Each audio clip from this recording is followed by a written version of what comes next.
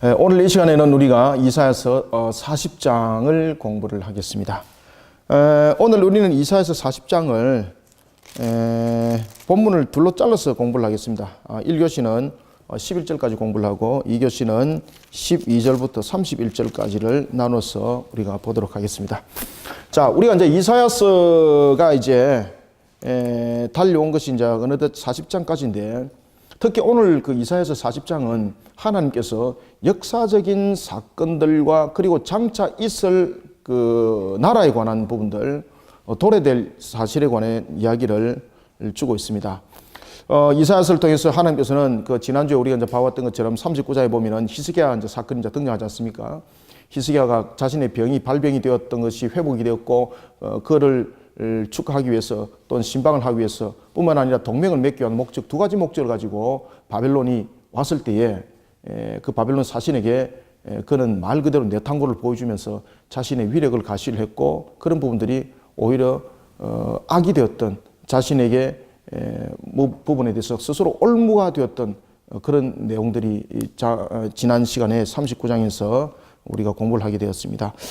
그런 이사야서 오늘은 이제 40장에 우리가 다뤄지고 있는 내용이 있는데, 이 40장의 내용은 이사야가 그 있었던 이 마지막으로 이제 선지자로 이사야가 이제 640년에 여러분 활동을 하지 않습니까?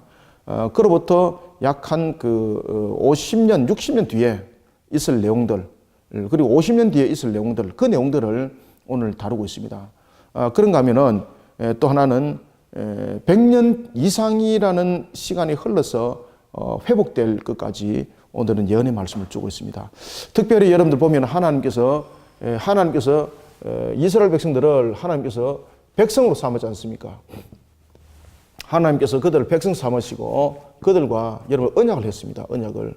그러면은 하나님의 속성에 의해서 이 언약은 반드시 여러분들 지켜지는 내용들이죠.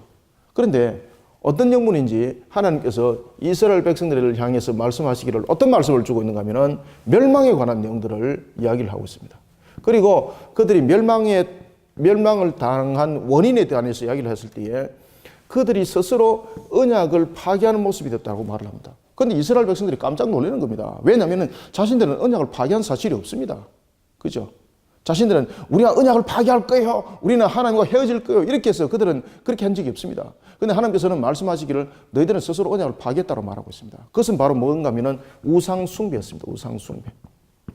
우상숭배였고, 그들이 불의와 부정과 그리고 타락 속에 하나님의 나라의 백성으로서의 그 자격을 상실해버린 거죠. 하나님의 나라의 백성으로서 자격이 상실했다는 것은 바로 언약의 파기에 그들이 스스로 길을 걸었다는 이야기입니다.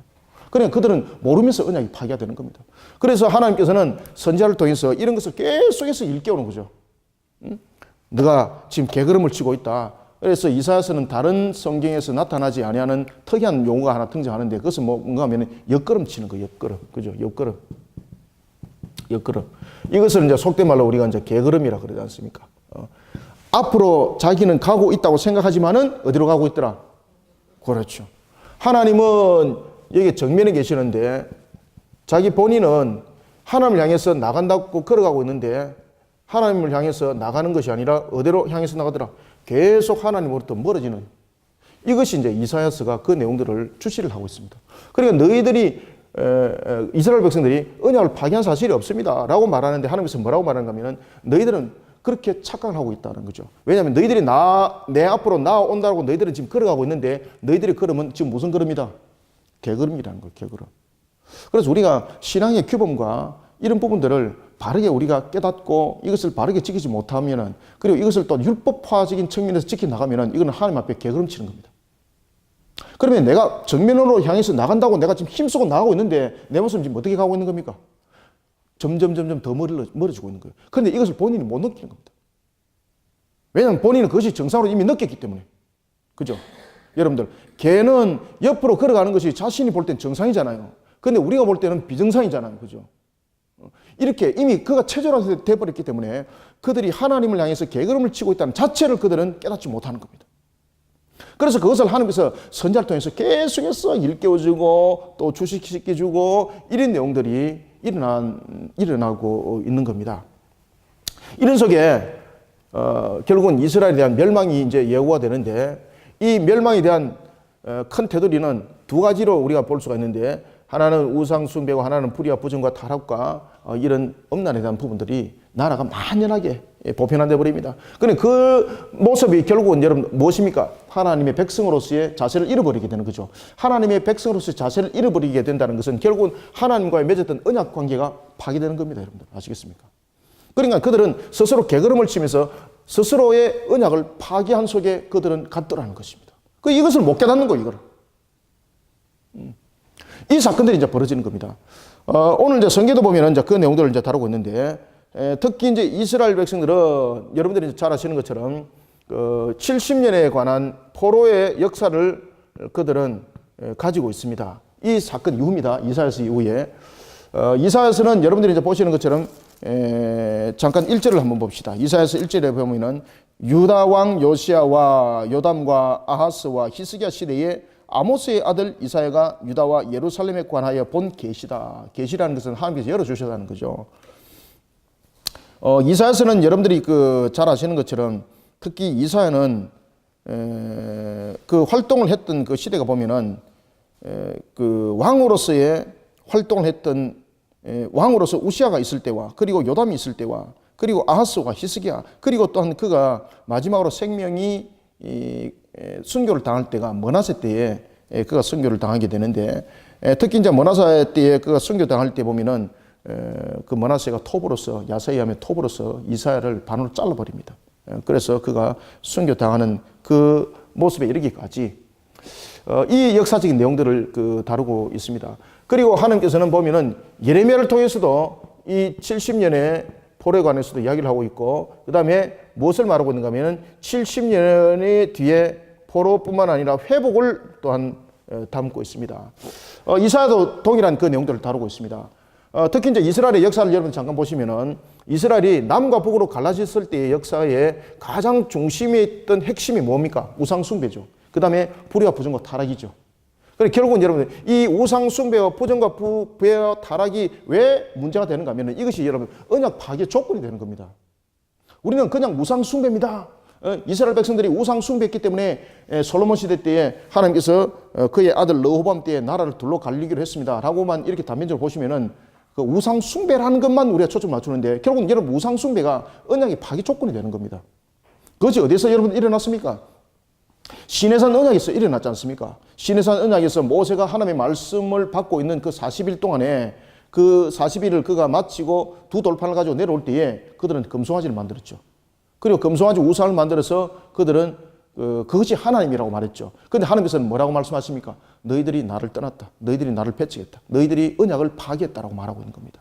따라서 우리는 언약의 파괴라는 것은 꼭 우리가 언약의 문서 보고 우리가 이것을 파괴했습니다. 이렇게 선언해서 파괴되는 것이 아니라 하나님께서 이스라엘 백성들과 언약을 맺을 때에 조건이 있습니다. 그 언약의 조건은 뭔가 하면은 하나님이 왕이 되는 것이고 이스라엘 백성들은 무엇이 되는 겁니까? 이스라엘은 백성이 되는 거예요, 백성. 그래서 하나님께서 613가지와 법도와 규례를 준 것들, 그 다음에 가장 핵심적인 10계명을 준 것은 Ten Commandments, 10계명을 하나님께서 주신 것은 너희들이 이러한 법도와 규례 속에서 너희들이 바로 세워지지 않으면은 너희들은 이탈된 자, 다시 말하면은 언약이 파기자다라는 것이요. 그리고 하나님께서 그 계명들을 준 것은 바로 뭔가 하면은 그 계명들은 규제법이 아니라 그랬죠. 세상 사람들이 볼 때는 그 계명들은 규제법이지만은 사실은 그것이 규제법이 아니라 하나님 나라의 백성이 언약 가운데 누릴 수 있는 풍성한 축복이 사실은 그 계명을 지키는 것 안에 있었습니다. 그렇죠?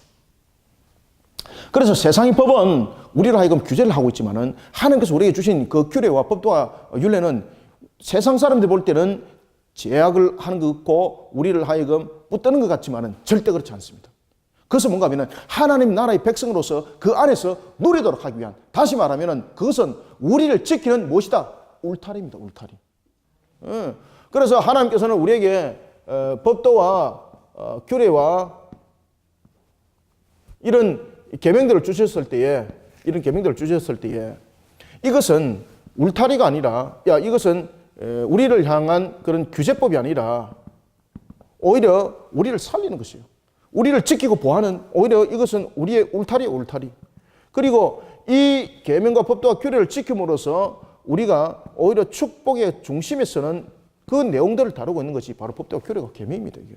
그래서 신명기 28장에 보면은 하나님께서 축복과 저주에 관해서 한 장 자체가 전부 다 그 두 가지를 다루고 있지 않습니까? 축복과 저주에 관해서 이야기를 하고 있고, 그런 것들은 바로 법도와 규례가 계명이 바로 우리의 축복의 동산에 우리가 머무는 깐, 우리가 그 울타리를 깐이라 그러죠. 그죠? 동산, 그죠? 지킴.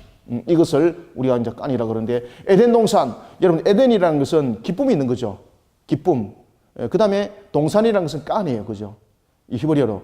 그러면은 하나님의 지키심과 보호하심이 있을 때에 에덴 동산에 기쁨이 있고 그 속에 차고 흘러 넘침이 있고 풍성함이 있고 모든 것이 있다는 겁니다. 그럼 결국은 뭔가 하면은 창세기 2장 17절에서도 말씀하시기를 너는 이와 같이 하리라 라고 말하면서 선악을 알게 하는 실과를 먹을 때는 반드시 죽으리라 라는 이것은 규제가 아니죠. 너는 죽을 거야 이것이 아니죠. 그것은 바로 뭔가 하면은 그것을 지킴으로써 오히려 기쁨이 있고 그것을 지킴으로써 오히려 풍성함이 있고 그것을 지킴으로써 백성으로서 누릴 모든 것들을 다 누릴 수 있는 것이 그 속에 있더라는 것입니다. 그래서 이 언약이라는 것은 백성으로서의 언약이라는 것은 굉장히 중요한 거예요. 그런데 그들은 우상 숭배와 불의와 부정과 타락 속에서 결국은 백성에 대한 자격을 상실해 버렸죠. 그러니까 이것이 언약이 파괴가 되어 버린 겁니다. 솔로몬이 여러분들 우상 숭배라는 것은 바로 이런 개념들을 가지고 있는 것입니다. 따라서 남과 북이 갈라졌을 때가 BC 930년이었는데 이 BC 930년에 이 남과 북이 갈라질 때에 르호밤이 남쪽은 솔로몬의 아들이었던 르호밤이 북쪽은 북이스라엘을 10지파 반을 다스렸던 여로보암 1세가 왕으로서 나라를 다스려 나오고 있습니다. 이때에 여로보암 1세가 다스렸던 나라는 BC 722년에 아수리에서 멸망을 당합니다. 아수리에서. 그리고 르호보암이 왕으로 있던 이 남유다는 BC 586년에 어디에서 바벨론에서 나라가 멸망을 당하게 됩니다. 그래서 이 남과 북으로 하나님의 언약을 파기시켰던 그들, 이들이 왜 여러분들 나라가 멸망했는 건지 아시겠죠? 백성된 자로서의 이 우상숭배와 불의와 부정과 타락은 결국은 하나님을 향한 언약을 파괴하는 거예요. 언약을 파괴하니까 백성으로서 나라에 존재할 수 있는 자격이 상실당하는 겁니다. 그러니 하나님께서 그 나라에서 쫓아보내는 거예요. 왜냐하면 백성으로서 자기를 상실당했기 때문에. 그렇기 때문에 그들이 포로로 끌려갔던 겁니다. 이러면서 사람에 의해서 찢어졌던 남과 북이 하나가 됩니다. 어디서 하나가 되는가 하면은 바로 이 포로에서 하나가 되는 겁니다. 포로에서.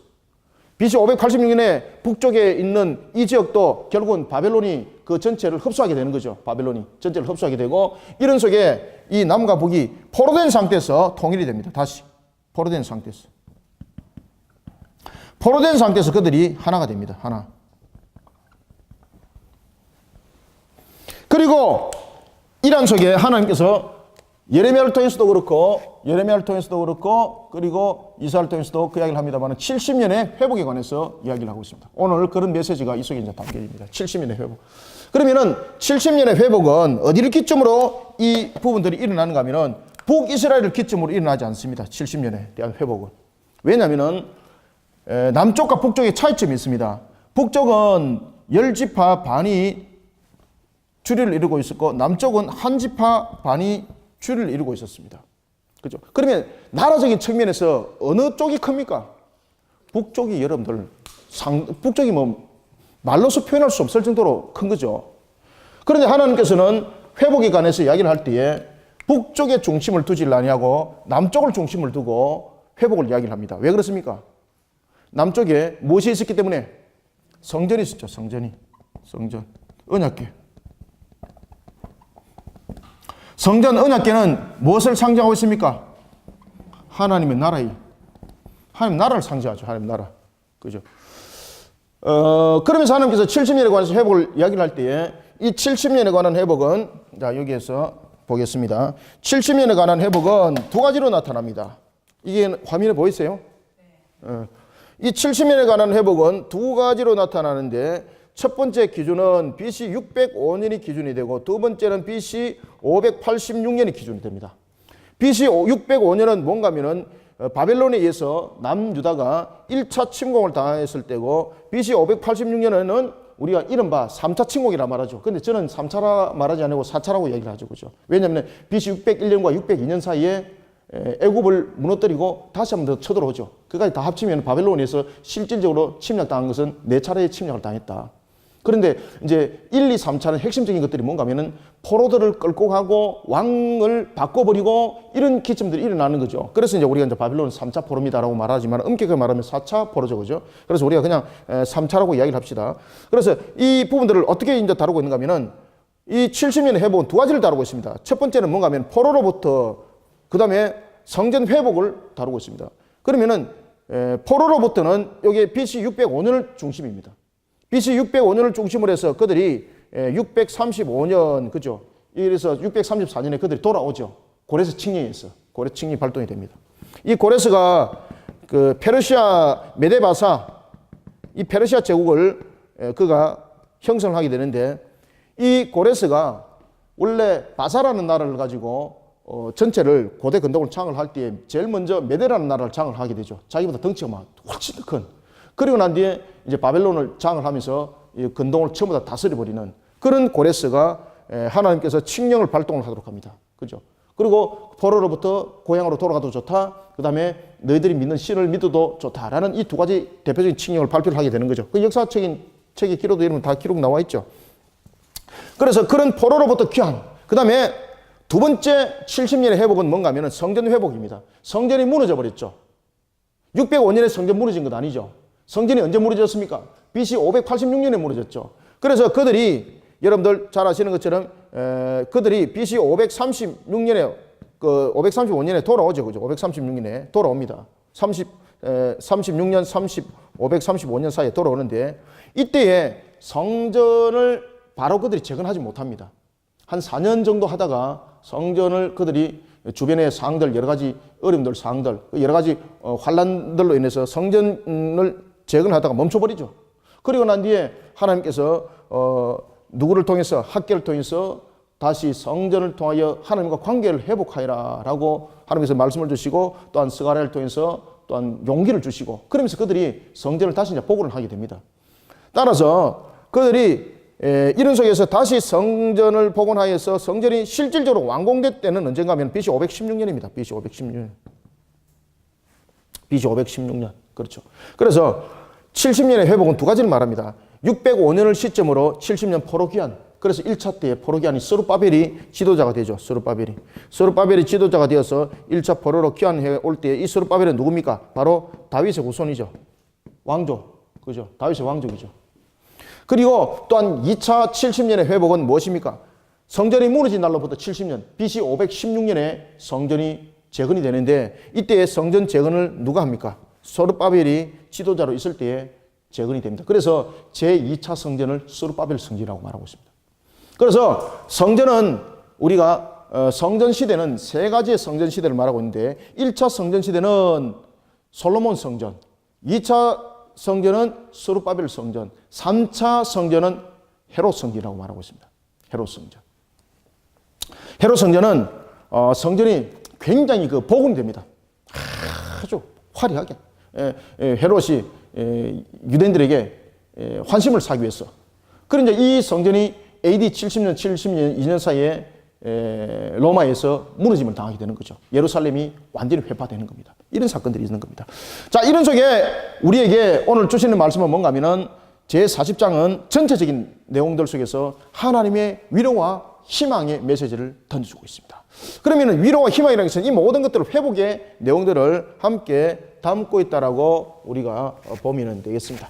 그래서 제가 지금 이 사항들을 잠깐 이렇게 설명드린 것은 이스라엘의 역사 가운데서 무엇이 희망이고 그들이 무엇이 소망인가라는 것을 우리가 그 중심을 알아보기 위해서 제가 이렇게 설명을 해드렸습니다. 그리고 이제 본문 내용 속에서도 이제 이런 내용들 속에 내용이 사실은 얹혀서 오게 됩니다. 특히 이제 50장을 보면은 이 제가 방금 말씀드렸던 바벨론 포로 생활, 이 바벨론 포로 생활로부터의 그들의 회복을 지금 예언을 하고 있는 겁니다. 따라서 제40장은 하나님의 위로와 희망, 제40장. 제40장은 하나님의 위로, 하나님의 위로와 그리고 희망. 하나님께서 여러분들 왜 위로하겠습니까? 안타까워서 위로하겠습니까? 예? 너무 불쌍해 보여서, 안 돼 보여서 아니죠. 하나님께서 위로라는 건 뭔가 하면은 백성으로서의 회복을 함께 말하고 있는 겁니다. 그냥 아이고 저걸 어떻게 하나, 저거 너무너무 안 돼서 이 안쓰러워서 하는 그런 위로가 아닙니다. 여기서 위로는 뭔가 하면은 두 가지 조건을 함께 달고 있습니다. 이것은 뭔가 하면은 백성된 자로서의 회복입니다. 회복. 그죠?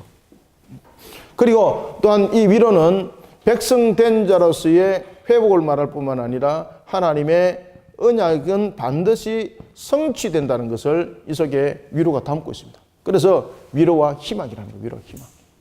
자, 우리가 이제 40장 우리가 1절부터 11절까지 이제 읽어가면서 내용들을 한번 보도록 하겠습니다. 자, 여러분들 1절과 2절을 한번 읽읍시다. 시작. 너희 하나님이 이르시되 너희는 위로하라. 내 백성을 위로하라. 너희는 예루살렘의 마음에 닿도록 말하며 그렇게 외치라. 그 노역의 때가 끝나고 그 죄악이 사함을 받았느니라.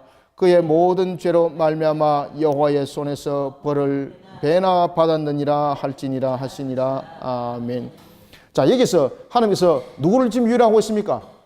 내 백성이잖아요. 내 백성. 그죠? 내 백성. 백성된 자의 위로죠. 그러면 백성된 자의 위로라는 것은 반드시 여러분들 무엇이 성립이 됩니까? 언약이 성립이 됩니다. 언약. 그죠? 이 언약이라는 것은 하나님과의 이스라엘과의 관계적인 설정을 말하고 있죠. 하나님이 왕이 되시고 이스라엘이 백성이 되는 것. 그리고 하나님의 나라의 그 건설을 통해서 하나님은 또한 이 땅 위에 샬롬들을 이루어 가시는 거죠. 이런 백성된 자로서의 그런 위로는 반드시 여러분들 언약이 그 속에 함께 담겨져 있습니다. 그러면 언약이라는 것은 백성된 자로서의 우리가 하나님께 언약이 파괴된 모습이 되지 않기 위해서는 백성된 자에서 위로를 받기 위해서는 먼저 우상으로부터 멀어져야 되는 것이고 불의하고 부패하고 타락하고 음란한 것으로부터 회개함이 반드시 성립이 되어야 되는 거죠. 그런 속에 여러분들 위로가 있는 거예요. 위로가. 따라서 우리가 1절에 보면은 너희는 하나님이 이르시되 너희는 위로하라. 내 백성을 위로하라. 이 부분들에 대해서 하나님께서 왜 내 백성이라는 단어를 썼는가 여러분 반드시 기억하셔야 됩니다. 여기서 내 백성이라는 것은 바로 하나님의 언약의 성취를 말하고 있는 것과 동시에 뭡니까? 백성된 자를 회복시킨다는 거죠. 그러면 백성된 자는 회복을 일으킴 받기 위해서 어떤 자세가 필요하다는 겁니까? 회개뿐만 아니라 반드시 우상으로부터, 그렇죠, 완전히 우상으로부터 걸러내야 되는 것이고, 그 다음에 세상의 불의한 것들로부터 그들이 완전히 돌이키는 그런 완전 회개된 부분들을 함께 담고 있는 겁니다. 자, 그러면서 2절 보세요. 그러면서 하나님께서는 그러한 백성을 마음으로부터도 위로하죠. 마음으로부터도 위로하고 격려하고 이렇게 힘내도록 만들어 주시는 거예요. 그러면서 하나님께서 2절에 보면은 이렇게 말합니다. 너희는 예루살렘의 마음에 닿도록 말하여 그대에게 외쳐라. 그 노역의 때가 끝났고. 여기서 노역의 때라는 것은 뭡니까? 여기서 노역의 때라는 건 뭘 말할까요? 이 부분들은 이사야 당시를 말하고 있는 것이 아닙니다. 이것은 바로 뭔가 하면은 이 노역의 때라는 것은 바로 70년 포로를 말하고 있습니다. 70년 포로. 어디로? 바벨론 포로. 바벨론. 그래서 이 70년 포로라는 것은, 노역의 때라는 것은 바로 그 시작이 어디로부터 시작되는 겁니까? BC 605년부터 시작되는 거죠. 그래서 제가 전체적으로 내용들을 지금 설명했던 이야기는 이 본문 속에 다 담겨져 있는 내용이라서 제가 전체적으로 설명을 쫙 드리고 지금 이렇게 들어가는 겁니다. 그래서 노역의 때라는 것은 장차 있을 내용들을 담고 있는 겁니다. 그러면 그들이 왜 노역의 때를 살아갔는가 말입니다. 왜 노역의 때를 살아갔습니까? 백성된 자로서의 자세를 잃어버렸기 때문에. 백성된 자로서의 자세를 잃어버리니까 언약이 파괴되어 버리는 거죠. 그러니까 하나님의 은혜로부터 멀어져 버리는 거예요. 우리에게는 너무나도 필요한 것은 뭔가 하면은 하나님의 백성된 자로서의 자세가 너무나도 중요합니다, 여러분들. 하나님의 백성된 자로서. 자, 여러분들 보시면은 미국의 시민권을, 우리나라 사람이지만은 지금 북한에 세 분의 목사님들이, 선교사님들이 아직까지 억류되어 있습니다. 근데 우리나라 사람들은 관심이 별로 없어요. 근데 미국에서는 그것을 상당히 정치적인 이슈를 가지고 있습니다. 왜냐하면 자신들의 나라의 백성이니까. 아니, 혈통으로는 우리나라 사람인데 그 사람들은 영어보다도 한국말을 더 잘합니다. 지금도 북한에서 그 강제적 인터뷰를 했는데 영어로 인터뷰 안 했죠. 한글로 다 인터뷰했습니다. 그리고 그분들이 사실은 북한에 복음을 전하러 갔다가 붙잡혀가지고 지금 강제 수용소에 포로된 자로 되어 있습니다. 그래서 미국 입장에서는 자신들의 국민이잖아요. 백성이잖아요. 그래서 자신들의 백성들을 구출하기 위해서 사력을 다하는 거예요.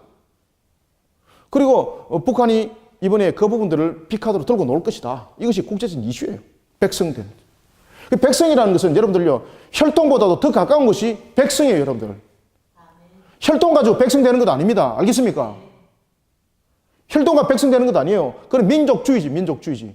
나라라는 구성은 민족적인 것도 중심이 되지만은 혈통이 아니라 그 전체적인 부분에 대해서 자신들과 뜻을 함께하는 부분들이 그 나라의 백성들이 되는 거죠. 그죠? 그 자체에 거주하면서. 그래서 백성은 여러분 혈통 중심이 아니에요.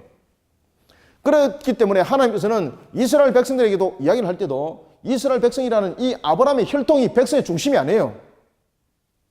만약에 이스라엘이라는 혈통이 백성의 중심 같으면 하나님과 언약 우상 숭배도 하나님께서 그들을 벌할 수 없어요.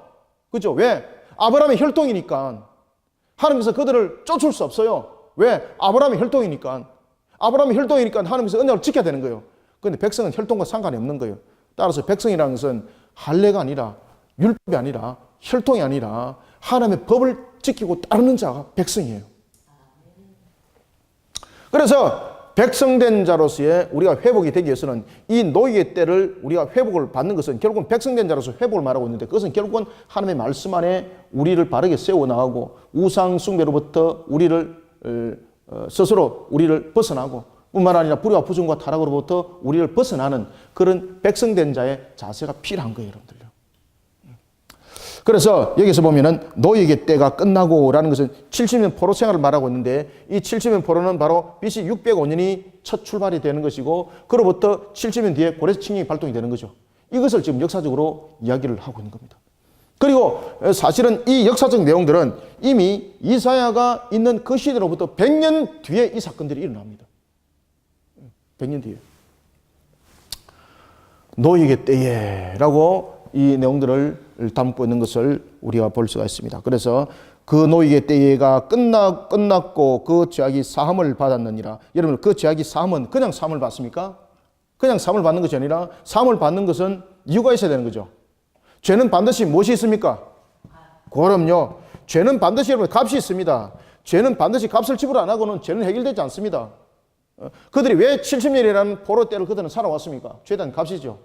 그죠? 이 죄단 값으로부터 그들은 또한 돌아올 때에 이 노예 때로부터 돌아올 수 있는 사람이 전체가 아니었다는 거죠. 백성된 자, 다시 말하면은 회개한 자. 오늘도 본문에서 이제 그런 이야기를 하는 겁니다. 그 죄악이 사함을 받았느니라. 모두 다 사함을 받은 것도 아니죠. 사함을 받았다는 것은 회개, 내가 지었던 죄를 회개하고 우상 숭배로부터 회개하고 이런 속에 사함을 받았느니라 라고 말을 하고 있는 겁니다. 그러면서 사함을 받았느니라 그의 모든 죄로 말미암아 여호와의 손에서 벌을 배나 받았느니라 할지니라 하시니라. 자, 이제 3절부터 5절 읽습니다. 시작.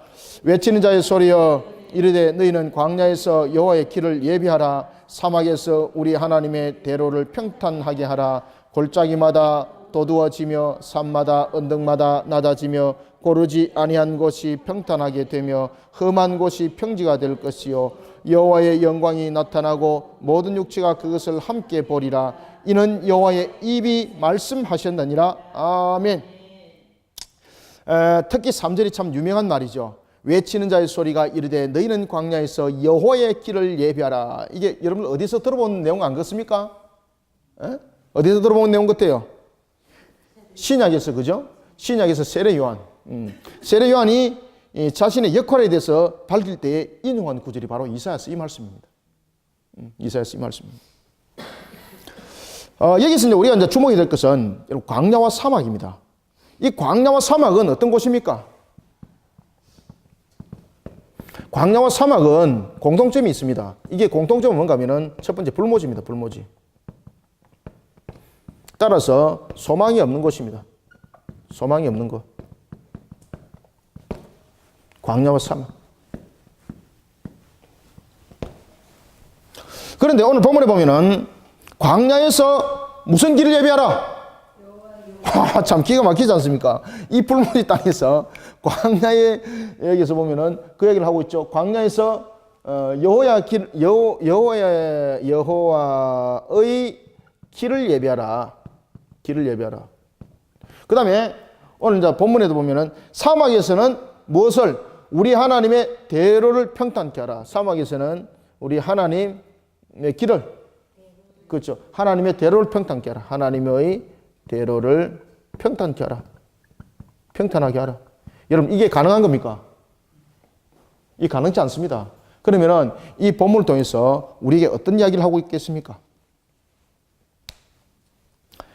인간의 생각으로는 전혀 불가능한 겁니다. 이게 전부 다. 인간의 능력으로는 전혀 불가능한 것들입니다. 다시 말하면은 하나님은 인간이 생각할 때에 전혀 오실 것이라 보지 아니한 그 차원 그 속에서 오실 것이고 우리가 볼 때 정말로 불가능하다고 했던 그 속에서 역사한다 이 말입니다.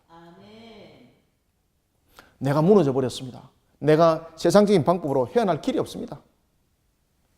정말로 저기서 길이 생길까? 우리는 가지 않습니다. 그런데 하나님께서 이렇게 말씀하십니다.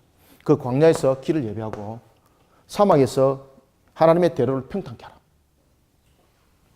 이것은 하나님을 믿는 믿음을 가지라는 겁니다. 전능하시고 전지하신 하나님을 믿어 의심치 말하는 것입니다. 따라서 하나님께서 메시아로서 이 땅에 오셨을 때도 우리가 상상하지 못하는 방법으로 오셨죠. 그죠? 뿐만 아니라 그들의 70년에 대한 이 노예 때도 그들에 의해서 70년의 포로로부터 해방되는 것이 아니라는 이야기입니다. 하나님께서 은혜를 베푸시고 하나님께서 그들을 회복시켰어. 그 70년의 노예 때로부터 그들을 회복시킬 것을 말하고 있는 것입니다. 그래서 여러분들 우리가 너무나도 중요한 것은 백성은 잘 기억하십시오. 백성은 능력 가지고 말하지 않습니다. 백성은 능력 가지고 말하지 않습니다. 백성은 뭔가 하면 자세입니다. 자세. 백성은 능력이 아니라 자세입니다. 백성은 가진 것이 아니라 바라보는 방향입니다. 하나님의 나라의 백성은 하나님을 바라보는 방향이 되어야 됩니다. 게으름쳐서는 안 되는 겁니다. 하나님의 나라의 백성은 능력이 아닙니다. 하나님의 말씀에 순종하는 겁니다. 하나님 그것을 바라보면서 광야를 통해서 길을 예배하게 하시고 사막을 통해서 대로를 평탄케 하는 역사를 그 백성에게 펼쳐준다는 이야기예요. 그러면서 우리가 일어나고 있는 인생사에서도 숱한 골짜기. 자, 4절 보세요. 골짜기마다 도두어지며 골짜기는 뭡니까? 움푹 파인 곳이죠. 골짜기, 그죠?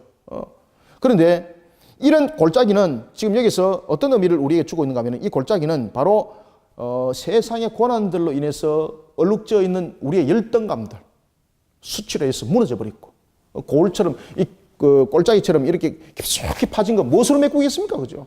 상처투성이고 두들기 맞은 그 세상 속에서 멸시받은 그런 속에서 내가 가지고 있는 것이라고는 아무것도 없는 그런 열등감, 그런 열등감 속에 사로잡혀 있는 걸 하나님께서 어떻게 한다는 이야기입니까? 도두어서 평탄케 한다. 도두어서 뿐만 아니라 산마다 언덕마다, 여러분들 산마다 언덕마다 또 낮아지게 한다는 거죠. 산마다 언덕마다 낮아지게 한다는 것은 어떤 의미를 또 담고 있습니까?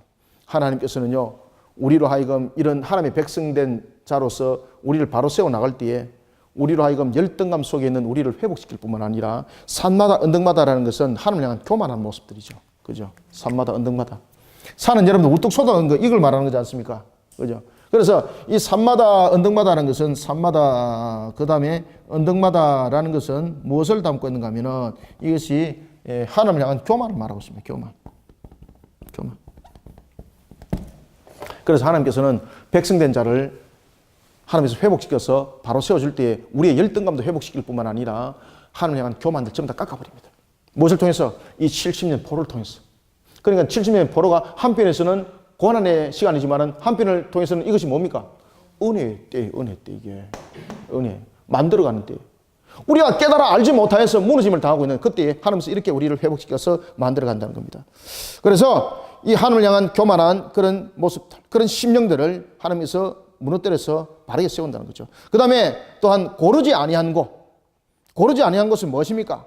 영적으로 거짓되고 교활한 것, 이런 마음의 상태. 그죠? 예? 고르지 아니한 거. 고르지 아니하다. 고르지 않다. 이거는 이제 영적 부분에서 아주 교활하고, 그들이 우리가 하나님의 백성으로서 우리가 언약을 언제 깨뜨렸습니까? 막 그렇게 얘기하지 않습니까? 그러면서 그들이 무엇을 주장했습니까? 아브라함의 혈통이요, 우리는 할례를 행한 백성이요, 그 다음에 시내산에서 율법을 받은 백성이, 계속 이것만 이야기를 하는 거죠. 이 교활한, 영적 아주 교활하다는 게. 하면서 그래 70년 포로를 통해서 그거 다 꺾어버리는 거예요. 하나님께서. 백성된 것을 똑바로 알아라는 겁니다. 백성된 것은 율법으로 백성이 아니라, 혈통으로 백성이 아니라, 할례로 백성이 아닙니다. 그것은, 모든 것은 하나님께서 상징적인 의미에서 준 것입니다. 그래서 율법을 준 것은 너희들이 백성된 자로서 이와 같이 행하려라라고 했는데, 그들은 그렇게 하지 아니하고 그것을 오히려 백성된 자의 징표로 그냥 그들은 받아들여 버린 거죠. 그게 얼마나 교활해요. 그것을 하나님께서 전부 다 깎아버려요. 그래서 고르지 아니한 것을 어떻게 한다? 평탄하게 되며 험난한 것이 평지가 될 것이요. 이렇게 해서 하나님께서 그들을 이제 회복시켜서 영광을 찾게 한다는 겁니다. 감사하지, 그죠? 얼마나 감사해요. 그래서 하나님께서 5절에서 이렇게 말씀하십니다. 여호와의 영광이 나타나고 모든 육체가 어떻게 되고 그것을 함께 보리라. 이는 여호와의 입에 말씀하셨느니라. 아멘. 여호와의 입에서 말씀하셨다는 것은 지킨다, 안 지킨다? 꼭 지킨다, 꼭 지킨다. 꼭 지킨다. 그래서 우리가 지금 교리 공부하면서 우리가 환란의 때 지금 공부하고 있죠, 그죠? 하이델베르그 지금 우리가 환란의 때 공부를 하고 있는데, 여러분 우리에게 왜 하나님께서 환란을 주셨나, 우리 이미 공부를 했죠, 그죠? 이것은 오히려 우리에게 은혜의 때였다, 은혜의 때. 우리를 만들어가는 측면에서 은혜의 때였다. 근데 우리는 이것도 알지 못하는 얼마나 어리석은 속에 우리 자신들을 세워 나간지 모른다. 그러면서 불평하기만 하고 원망하기만 하고, 주님이여 정말 이럴 수가 있습니까? 하고 떼들기만 하고. 그러니까 하나님께서 그 때를 더 길게 만들어 나가는 것은, 왜냐하면 깨닫지 못하고 회복은 회복이 아니죠. 진지한 회복이죠. 진지한 회복. 그래서 이 70년이라는 것은 우리가 역사적 70년도 있지만은 그들을 회복시키는 기간들이 그만큼 길었다는 이야기입니다. 그죠? 7년이 될 수도 있었고, 사실은 1년이 될 수도 있었던 것 아니겠습니까? 그러면 70년이라는 포로기간은 뭔가 하면 그들이 그만큼 완악했다는 이야기입니다. 그러니까 오늘 본문의 말씀처럼 꼴짜기마다 돋우고 산마다 언덕마다 낮아지게 하고 고르지 않은 것을 평탄하게 해가지고 그들을 회복시켰다는 이야기예요. 하나님께서. 그러니까 이것이 70년 가면 안 됩니다.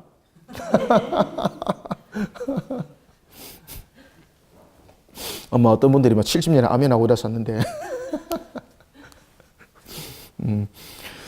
자, 우리 이제 6절부터 8절 한번 또 읽어보겠습니다. 시작. 말하는 자의 소리여 이르되 외치라. 대답하되 내가 무엇이라 외치리까 하니, 이르되 모든 육체는 풀이요 그의 모든 아름다움은 들의 꽃과 같으니, 풀은 마르고 꽃이 시듬은 여호와의 기운이 그 위에 불미라. 이 백성은 실로 풀이로다. 풀은 마르고 꽃은 시드나 우리 하나님의 말씀은 어떠리라? 영원히 서리라 하라. 아멘. 참 이게 이사야서를 읽으면서 우리가 꼭 시편을 읽는 것 같죠? 이거 읽으면서 여러분 감동 안 옵니까? 감사합니다. 이야, 참 영적으로 교통이 되네. 그래서 6절에서 이렇게 말합니다. 하반절 보세요. 모든 육체는 무엇이다? 모든 육체는 풀이다. 여러분들, 우리가 이 모든 육체는 풀이라는 것은 하나님께서 우리에게 무슨 말씀을 하시는가 하면은, 바보같이 어리석은 짓 하지 마라 이 말입니다. 바보같이 하나님 앞에 어리석은 짓 하지 마라 이 말이에요. 하나님께서 나게 물 안 주면은 풀 못 나죠? 그죠? 하나님께서 모든 것을 풍성하게 허락지 않으면 풀 날 수 있습니까? 그래서 모든 인생은 풀이라는 것은 우리에게 무엇을 담고 있는가 하면은, 모든 인생에서 아무리 자랑해도, 그가 정말로 아무리 강하다 할지라도 하나님 앞에 자랑할 것 아무것도 없고, 하나님 앞에 그가 당당하다고 말할 것 아무것도 없다는 겁니다. 그래서 여기서 모든 육체가 풀이라는 것을, 그런 것을 우리에게 가르쳐주고 있다. 모든 육체는 풀이다.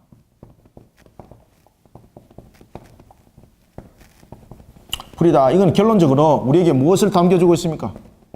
하나님 앞에 겸손해라는 이야기입니다. 하나님 앞에 겸손해라. 하나님 앞에 겸손하시길 바랍니다. 하나님 앞에 자랑을 했습니다.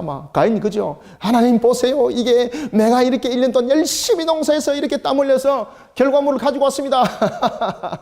그죠? 그래 하나님께서 그것을 봤습니까? 안 봤습니까? 하나님께서 뭐라고 말씀합니까? 가인아, 그 농사의 결과물을 누가 너희에게 줬는가? 하나님께서 오히려 되물어보죠. 그런데 아벨은 모든 것을 하나님께서 주심을 감사하면서 하나님께 영광을 돌리죠. 그러니 하나님께서 그 예물을 기뻐 받으시죠. 우리가 여러분들 항상 하나님 앞에 겸손해야 돼요. 겸손.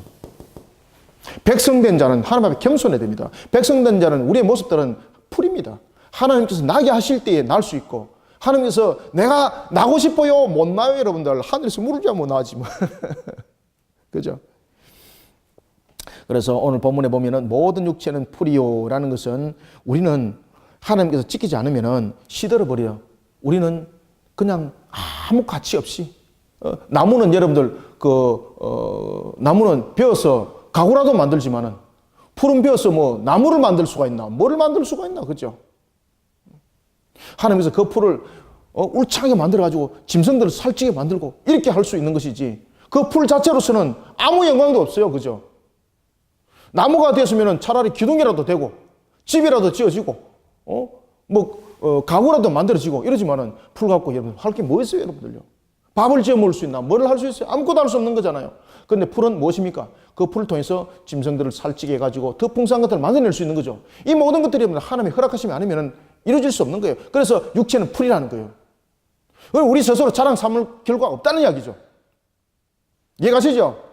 그 풀이라는 것을 왜 들고 나는가 이제 이해가시죠? 겸손이라는 속에 왜 풀을 해피름 들고 나는가? 풀이 스스로 열매를 맺어서 우리한테 무슨 열매를 공급해 줄 수 있습니까? 안 그러면 가구를 만들어서 우리가 거주할 수 있는 집을 만들어 줄 수가 있습니까? 그런 의미가 아무것도 없어요. 그런데 풀은 어떤 또 효과를 가지고 있습니까? 짐승들이 그 풀을 먹으면서 짐승들이 살찌고, 그죠? 새끼를 낳고 왕성해지는 원동력이 되는 거죠. 그래서 풀이라는 것은 우리는 하나님의 은혜를 벗어나고는 아무것도 할 수 없다는 겁니다. 그래서 풀이라는 것은 백성된 자의 자세에 대해서 이야기를 할 때 하나님의 백성은 겸손한 자 되어라. 겸손. 우리는 풀입니다. 풀입니다. 겸손한 자들이 되시기 바랍니다. 풀은 여러분들 보십시오. 풀은 마르고 꽃은 시들미, 여호와의 기운이 그 위에 불미라. 딱 그 이야기를 딱 하잖아요. 이 백성은 실로 무엇이다? 실제로 별표를 딱 치놓았어요. 그래서 이 백성은 풀이란, 왜 풀로서 강조하는가 이제 이유를 아시겠죠? 풀 자체는 열매가 없는 거잖아요. 풀 자체 가지고 무슨 사업을 할 수가 있나, 뭘 할 수 있나, 아무것도 할 수 없는 거죠. 주변도 하나님께서 만들어줘야 되는 거죠. 그래서 풀이라는 것은 하나님께서, 다시 말하면 하나님의 백성이라는 것은 하나님이 만들어 가셨을 때에 진짜 가치가 있고 진가가 있는 거예요. 자기 스스로는 여러분들 바람 불면은, 동풍 불면은 말라질 수밖에 없어요. 말라 비틀어진 것은 여러분 쓰레기예요, 쓰레기. 아무런 가치가 없어요. 아무런 가치가 없어요. 그래서 실로 이 백성은 풀이다라는 것은 이런 내용들을 담고, 그러니까 하나님 앞에 겸손한 자 되어라. 풀은 마르고 꽃은 시드나 우리 하나님 말씀은 영원하다. 우리가 어떤 자랑 삼을 것이 있더라도 한시적이다 이 말입니다. 우리가 가지고 있는 것이 아무리 많다 그러더라도 전부 다 한시적이라는 거죠. 영원한 것은 오직 하나님 말씀이라는 것은 모든 것은 하나님 안에서 이루어진다 이 말입니다. 말씀은 영원하다는 것은 뭡니까? 말씀 안에서 모든 것은 이루어진다는 거예요. 이런 믿음의 백성 속에 달려가는 우리 성도들이 되시기를 소망합니다. 자, 이제 우리가 마지막 단락 9절부터 11절 읽고 마지막 설명하겠습니다. 9절 11절 시작. 아름다운 소식을 시온에 전하는 자여 너는 높은 산에 오르라. 아름다운 소식을 예루살렘에 전하는 자여 너는 힘써 소리를 높이라. 두려워하지 말고 소리를 높여 유다의 성읍들에게 이르기를 너희의 하나님을 보라 하라. 보라, 주 여호와께서 장차 강한 자로 임하실 것이요 친히 그의 팔로 다스릴 것이라. 보라, 상급이 그에게 있고 봉이 그의 앞에 있으며 그는 목자같이 양떼를 먹이시며 어린 양을 그 팔로 모아 품에 안으시며 젖먹이는 암컷들을 온순히 인도하시리로다. 아멘. 말 그대로 이거는 뭡니까? 하나님의 목자라는 것을 이야기를 하고 있는 것이죠. 하나님의 목자. 품는 자가 누군가? 품는 자가 바로 하나님이에요. 하나님은 누군가? 목자인데 품으로 모아서 젖먹이고. 이것이 하나님. 그래 여러분들 보십시오. 하나님의 나라에 대한 부분을 이야기를 하고 있을 때에 하나님의 나라에서 여러분 하나님이 왕이십니다. 그리고 이스라엘은 백성입니다. 그러면은 세상적인 측면에서는 백성이 왕에게 갖다 바쳐야 되는 거죠. 그런데 지금 하나님께서는 뭐라고 말씀하시는가 하면은 이 나라에 대해서 개념을 이야기를 할 때에 왕은 백성을 어떻게 한다? 품는 자다, 품는 자. 이 완전 거꾸로죠. 그 다음에 왕은 백성에 대해서 품을 뿐만 아니라 어떤 자라? 공급자다, 공급자. 그래서 그가 가장 살찐 것들로 먹을 수 있도록 하나님께서 그를 품어주시고 공급해 주신다는 거죠. 그래서 9절 보십시오. 아름다운 소식을 시온에서 전하는 자여 너는 높은 산에 오르라. 여기서 높은 산에 오르라는 건 어떤 뜻입니까? 여기서 왜 높은 산에 오르라 그럽니까? 산은 어떤 개념을 가지고 있다고 그랬습니까? 네? 그 당시에는 산에, 높은 산에, 산등성에, 산 꼭대기에 무엇이 있었습니까? 신전들이 있었죠, 신전들. 따라서 여기서 높은 산에 오르라라는 것은 특히 이 앞에 시온이라고 말하고 있고, 그 다음에 높은 산에 오르라라는 것은 어디를 말하고 있습니까? 예루살렘 말하고 있습니다, 예루살렘. 그 다음에 오르라라는 개념을 통해서는 높다는 의미죠. 그 다음에 높은 산이라는 것을 통해서는 무엇을 담고 있습니까? 성전을 담고 있습니다, 성전. 그러면은 시온에 전하는 자야 너는 높은 산에 오르라라는 것은 무엇을 담고 있습니까? 하나님을 향한 신앙으로 바로 세워진 하나님을 향한 신앙. 우리가 높일 것은 무엇입니까? 그렇죠. 우리가 높일 것은 여러분 하나님을 향한 신앙뿐이에요. 백성된 자세로서 하나님께서는 왕으로서 백성을 다스려 나갈 때 품는 자였고 공급받은 자였다면 우리는 백성된 자로서 어떤 모습을 담으라는 게 아닙니까? 하나님을 향한 신앙으로 우리는 자신을 더 높이는 자가 되라는 겁니다. 하나님을 향한 신앙으로. 백성된 자로서 무슨 공물을 들고 오라, 뭐 갖다 바치라 이것이 아니죠. 갖다 바치라 이것이 아니죠. 너희들은 오직 시온의 높은 산으로 오르는 자가 되어라. 그죠? 오른다는 것은 신앙에 대한 부분들에 대한 내용을 담고 있고 성전을 향한 갈망하는 그 마음을 담고 있는 거죠. 자, 여러분들 우리가 지역적인 개념적인 측면에서 예를 들어서 예루살렘이 높이가 이 정도 높이라 칩시다. 자기가 사는 집의 거주가 예를 들어서 이 정도 높이입니다. 그러면은 예루살렘을 향해서는 올라갑니까? 내려갑니까?